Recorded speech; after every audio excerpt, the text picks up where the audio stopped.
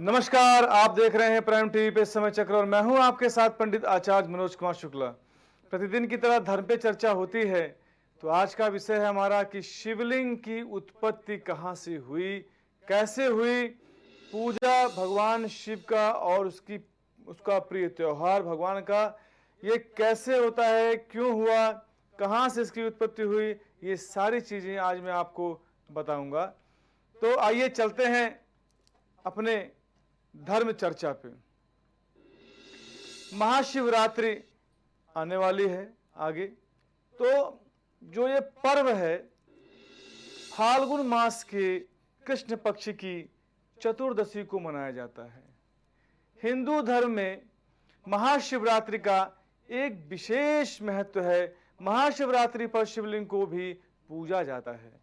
देवों के देव महादेव शंकर भगवान से जुड़ी जो सबसे खास बात है वो यह है कि केवल शिव ही हैं जिन्हें मूर्ति और निराकार लिंग दोनों रूपों में पूजा जाता है। आज हम आपको शिवलिंग से जुड़ी कुछ चीजें बताना चाहते हैं। तो जानिए कि देश भर में शिव के 12 ज्योतिर्लिंग हैं। देश भर में शिव के 12 ज्योतिर्लिंग स्थापित हैं और इनकी पूजा की जाती है, सभी जानते हैं। मान्यता है कि शिवलिंग की पूजा समस्त ब्रह्मांड की पूजा के बराबर मानी जाती है, क्योंकि शिव ही समस्त जगत के मूल हैं। ब्रह्मांड में जितने देवी देवता हैं वो सब जो है शिवलिंग में समाहित हैं। शिवलिंग का जो शाब्दिक अर्थ है उसकी अगर बात की जाए तो शिव का अर्थ है परम कल्याणकारी। शिव माने परम कल्याणकारी और लिंग का अर्थ होता है सृजन। अर्थात लिंग का अर्थ संस्कृत में चिन्ह या प्रतीक भी होता है। इस तरह शिवलिंग का अर्थ हुआ शिव का प्रतीक। भगवान शिव को देवादिदेव महादेव भी कहा जाता है, जिसका मतलब है कोई रूप ना होना। भगवान शिव अनंत काल और सृजन के प्रतीक हैं। भगवान शिव का शिव प्रतीक है, एक तरीके से मान लीजिए आत्मा के जिसके विलय के बाद इंसान परम ब्रह्मा को प्राप्त कर लेता है, केवल महाशिवरात्रि पर ही यह खुलता है। इस मंदिर का दरवाजा अंदर गहरा एवं रहस्यमय होता है। तो आइए अब जानते हैं शिवलिंग का महत्व। शिवलिंग के संदर्भ में स्कंद पुराण में आकाश को भी शिवलिंग का स्वरूप माना जाता है।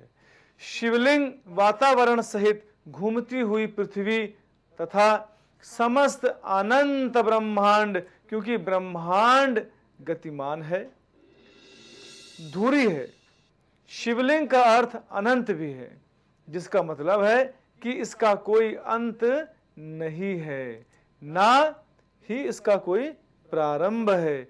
वायु पुराण के अनुसार प्रलय काल में प्रत्येक महायुग के पश्चात समस्त संसार इसी शिवलिंग में मिल जाता है और फिर संसार इसी शिवलिंग से सृजन होता है। इसीलिए विश्व की संपूर्ण ऊर्जा का प्रतीक शिवलिंग को माना गया है। लिंग शिव का ही निराकार रूप है। मूर्ति रूप में शिव की भगवान शंकर के रूप में पूजा होती है। शिवलिंग का इतिहास कई हजारों वर्षों पुराना है। आदिकाल से शिव के लिंग की पूजा प्रचलित है। सभी देव देवताओं में शिव ही एकमात्र भगवान है जिनके लिंग स्वरूप की आराधना की जाती है। इस संदर्भ में भिन्न भिन्न प्रकार की कथाएं और मान्यता है। कहा जाता है कि समुद्र मंथन के समय में विष समाप्त करने के लिए शिव ने सारा विष अपने कंठ में रख लिया था। शिव का कंठ विष पीकर नीले रंग का हो गया, वह नीलकंठ भी कहे जाने लगे। क्योंकि कंठ नीला है, उनका एक नाम नीलकंठ भी है। लेकिन विष ग्रहण करने के कारण भगवान शिव के शरीर का दाह बढ़ गया, कहने का मतलब ताप बढ़ गया, गर्मी उनकी बढ़ गई। उस दाह के शमन के लिए शिवलिंग पर जल चढ़ाने की परंपरा प्रारंभ हुई, जो आज भी चली आ रही है। शिवलिंग को भगवान शिव का प्रतीक मानकर पूजा जाता है। इसकी पूजा विधि विधान से की जाती है। ऐसे हुई शिवलिंग की उत्पत्ति जानते हैं आप? क्योंकि लिंग महापुराण में अगर देखा जाए तो एक बार भगवान ब्रह्मा और विष्णु के बीच श्रेष्ठा का विवाद हुआ।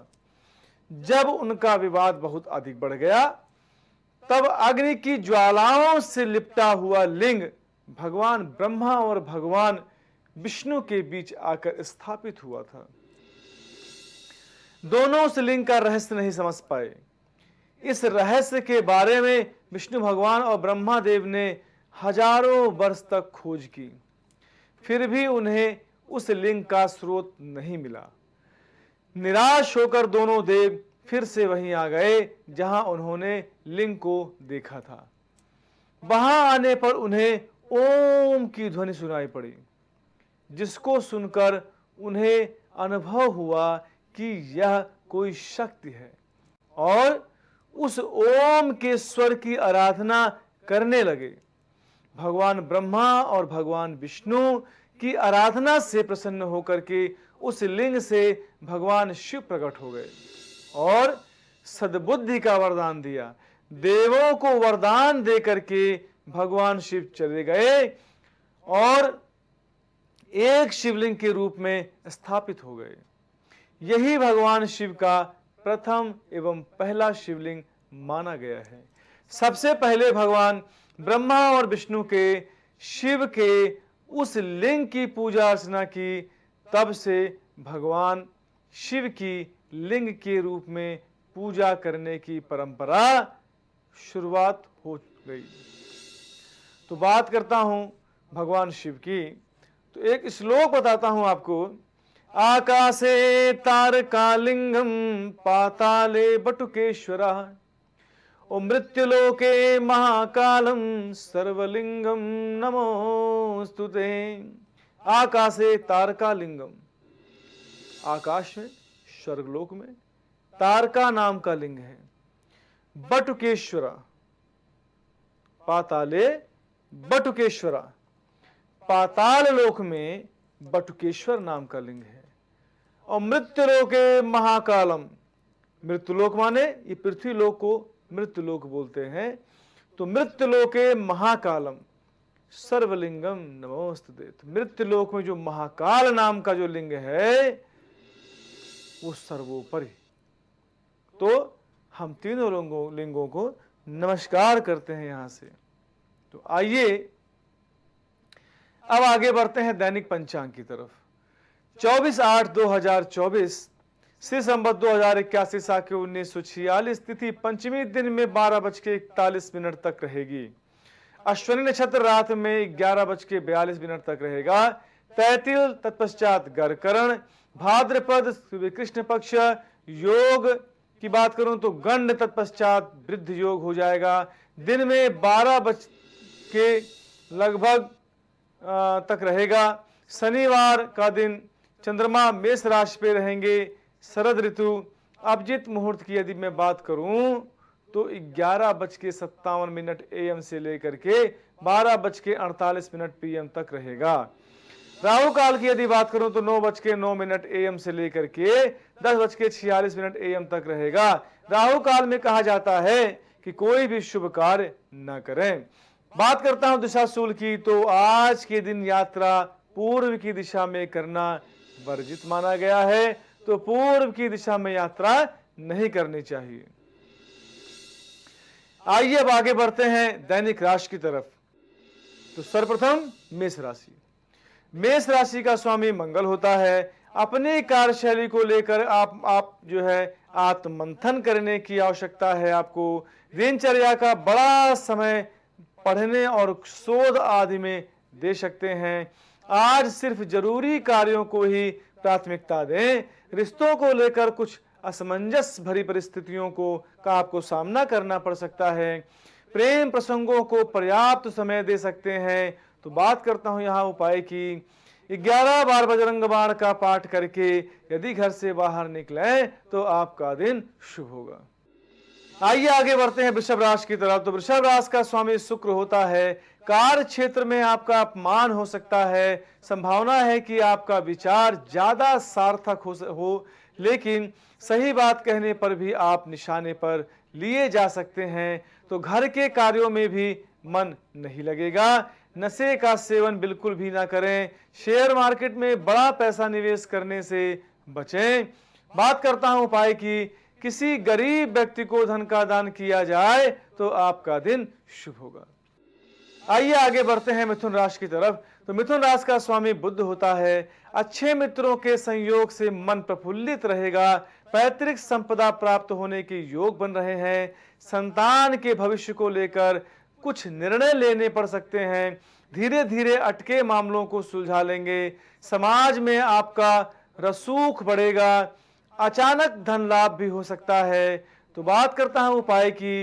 एक मुट्ठी चावल को हरे रंग से रंगकर अपने सिर के दाहिनी तरफ से 7 बार घुमाकर मंत्र ओम बुम बुधाय नमः बोलकर पीपल के वृक्ष के नीचे यदि छींटें तो आपका दिन शुभ होगा।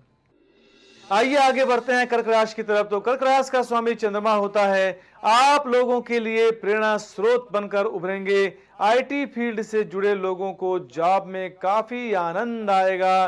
पूर्व निर्धारित कार्यों की योजना समय से पहले बना लेंगे। समय का सदुपयोग करेंगे। कमीशन और इंश्योरेंस जैसे कार्यों से लाभ प्राप्त होगा। तो बात करता हूं उपाय की। ब्राह्मण को खीर खिलाकर यदि घर से बाहर निकले तो आपका दिन शुभ होगा। आइए आगे बढ़ते हैं सिंह राशि की तरफ। तो सिंह राशि का स्वामी सूर्य होता है। लोग आपकी आदतों पर सवाल उठा सकते हैं। आपको अपनी प्रोडक्ट क्वालिटी पर ध्यान देना चाहिए। अपनी मानसिक स्थिति सकारात्मक बनाकर रखें। सामाजिक संबंधों का लाभ आपको मिलेगा। जीवन साथी के प्रति अपनापन और प्रेम दोनों ही बढ़ेगा। तो बात करता हूं उपाय की। जल में रोली डालकर सूर्य भगवान को जल अर्पण करें तो आपका दिन शुभ होगा। आइए आगे बढ़ते हैं कन्या राशि की तरफ। तो कन्या राशि का स्वामी बुध होता है। आज आपको अचानक कुछ अवरोधों का सामना करना पड़ेगा। नया कुछ भी शुरू आज ना करें। दूसरों के मामलों में हस्तक्षेप ना करें। मुंह में छाले पड़ सकते हैं। कार्य क्षेत्र में सारे कार्य अपनी जिम्मेदारी से करें। हेल्दी डाइट का कड़ाई से पालन करें। यदि आप कड़ाई नहीं करेंगे तो स्वास्थ्य बिगड़ सकता है। कहीं बाहर ना जाएं। बात करता हूं उपाय की। सुगंधित इत्र या सेंट का उपयोग करें। पवित्र बने रहें। लक्ष्मी जी की उपासना करें तो आपका दिन शुभ होगा। आइए आगे बढ़ते हैं तुला राशि की तरफ। तो तुला राशि का स्वामी शुक्र होता है। आज व्यवसाय में आपको नए तरीके की योजना अपनानी पड़ेगी। कार्य क्षेत्र में कुछ अचानक परिवर्तन हो सकते हैं। पहले की गई मेहनत से आपको लाभ मिलेगा। आर्थिक परेशानियों को लेकर थोड़ा परेशान होना पड़ेगा। निजी रिश्तों में मधुरता बढ़ेगी। ऑफिस में लोग आपका काफी सहयोग करेंगे। तो बात करता हूं उपाय की। घर से निकलते समय केसर का तिलक लगाकर यदि घर से बाहर निकले तो आपका दिन शुभ होगा। आइए आगे बढ़ते हैं वृश्चिक राशि की तरफ। तो वृश्चिक राशि का स्वामी मंगल होता है। सहकर्मियों के सहयोग से आपके काम जल्दी पूरे हो जाएंगे। जॉब के नए अवसर आपको मिल सकते हैं। व्यापार के मामले में आपको जीवन साथी का सहयोग मिलेगा। किसी रिश्तेदार की आपको मदद करनी पड़ सकती है। इससे आपका मन काफी प्रसन्न रहेगा। भाग दौड़ की अधिकता रहेगी। तो बात करता हूं उपाय की। चमेली के तेल में सिंदूर मिलाकर हनुमान जी की मूर्ति में लेप करें। 2 लड्डू चढ़ाकर हनुमान जी को अगरबत्ती दिखाकर 11 बार यदि बजरंग बाण का पाठ करें तो आपका दिन शुभ होगा। आइए आगे बढ़ते हैं धनुराशि की तरफ। तो धनुराशि का स्वामी गुरु होता है। घर के बुजुर्गों से आशीर्वाद प्राप्त होगा। विद्यार्थी उच्च शिक्षा की तैयारी करेंगे। दोस्तों का मूड खराब हो सकता है। किसी पर भी आंख मूंद कर भरोसा ना करें। ऑफिस का महत्वपूर्ण काम आपके सामने आएगा। सोशल मीडिया पर संवेदनशील और भ्रामक पोस्टों को लाइक शेयर करने से बचें। बात करता हूं उपाय की। गाय को गुड़ चना हल्दी खिलाकर और गौ माता की सेवा करके यदि घर से बाहर निकलें तो आपका दिन शुभ होगा। आइए आगे बढ़ते हैं मकर राशि की तरफ। तो मकर राशि का स्वामी शनि होता है। आपके बारे में लोगों की राय मिश्रित रहेगी। लोग मीठा बोलकर आपसे अपने काम करवाने का प्रयास करेंगे। आपको कोई शुभ समाचार मिल सकता है। सार्वजनिक क्षेत्रों में आपकी दिलचस्पी बढ़ेगी। निजी रिश्तों में मधुरता आएगी। अपने ऊपर काम का अतिरिक्त बोझ ना ला दें। तो बात करता हूं उपाय की। जल में काला तिल डालकर पीपल की जड़ में चढ़ाएं तो आपका दिन शुभ होगा। आइए आगे बढ़ते हैं कुंभ राशि की तरफ। तो कुंभ राशि का स्वामी शनि होता है। फाइनेंस संबंधी कार्यों से जुड़े लोगों को आर्थिक लाभ मिलेगा। आपकी प्रबल इच्छा शक्ति से सभी कार्य समय पर पूर्ण हो कर लेंगे। पदोन्नत के योग प्रबल हैं। छोटे भाई बहनों के साथ किसी गंभीर विषय पर चर्चा करेंगे। किसी बड़ी डील से आपको आर्थिक लाभ हो सकता है। बात करता हूं उपाय की। सुंदर कांड का पाठ करके यदि घर से बाहर निकलें तो आपका दिन शुभ होगा। आइए आगे बढ़ते हैं मीन राशि की तरफ। तो मीन राशि का स्वामी गुरु होता है। पारिवारिक समस्याओं के कारण मन विचलित हो सकता है। छोटे उद्योग कर रहे लोगों को कठिनाई हो सकती है। विद्यार्थियों का मन पढ़ाई में नहीं लगेगा। गलत रास्तों का चुनाव न करें। आंखों में जलन जैसी समस्या हो सकती है। हार्डवेयर संबंधित कारोबार में लाभ की संभावना बन रही है। बात करता हूं उपाय की। श्री विष्णु सहस्त्र नाम का पाठ करके यदि घर से बाहर निकलें तो आपका दिन शुभ होगा। तो आज आप लोगों ने धर्म के विषय में जाना, दैनिक पंचांग के विषय में जाना और आज की दैनिक राशि के विषय में जाना। अपने वाणी को विराम देने के पहले एक बार भगवान का स्मरण हो जाए, फिर मैं अपनी वाणी को विराम दूंगा। नारायण नारायण श्रीमन्नारायण नारायण नारायण नारायण नारायण भजमन नारायण नारायण नारायण श्रीमन्नारायण नारायण नारायण। आप सभी प्राइम टीवी के दर्शकों को पंडित आचार्य मनोज कुमार शुक्ला का हार्दिक नमस्कार।